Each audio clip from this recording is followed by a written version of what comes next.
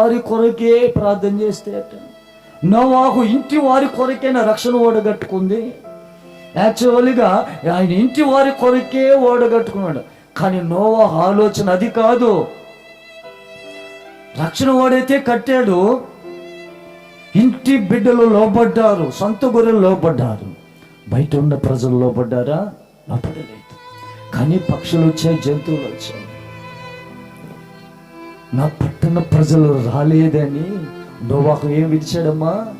కన్నీరు విడిచాడండి. దైవజనుడు సంతోషంతో ఓడ ఎక్కలేదండి. పిల్లరా ఆలోచించే, చూడు నా వైపు చూడండి. నోవాహు సంతోషంతో ఓడ ఎక్కలేదు. పట్టణమే నాశనం అయిపోతుంది. ఇది చూడటానికా? ఇది చూడకూడదని లోపలికి పంపిస్తున్నాను. ఎన్ని సంవత్సరాలు వీళ్ళకి సువార్త చెప్పాను, వీళ్ళు వినలేదు.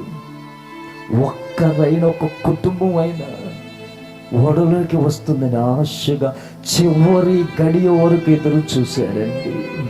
ఆ తలుపు దగ్గర నిలబడినప్పుడు కొంత సమయం దేవుడు ఇచ్చాడు నోవాహుకి. కుటుంబం వాడితో అందరూ వచ్చారు కదా నేను రా అన్నప్పుడు ఇంక ఊర్లో ప్రజలు పరిగెత్తుకుంటూ ఒక్కడైనా వస్తుందేమో, ఒక తల్లైనా వస్తుందేమో, ఒక కుమారుడైనా వస్తాడేమో ఆశగా కన్నీరు కారుస్తూ దుఃఖిస్తూ కన్నీటిలో ఎదురు చూస్తున్నాడండి.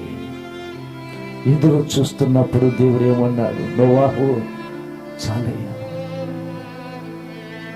వెళ్ళు, లోపలికి వెళ్ళు, బాధపడవాకు.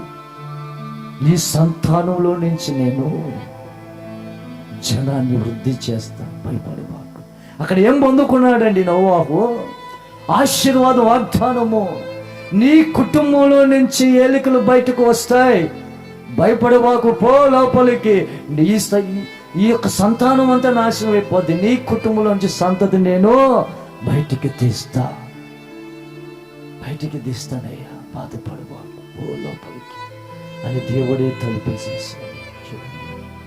ఆడేం పొందుకున్నాడు నోవాహు? ఆశీర్వాదం, సంతానం పొందుకున్నాడండి.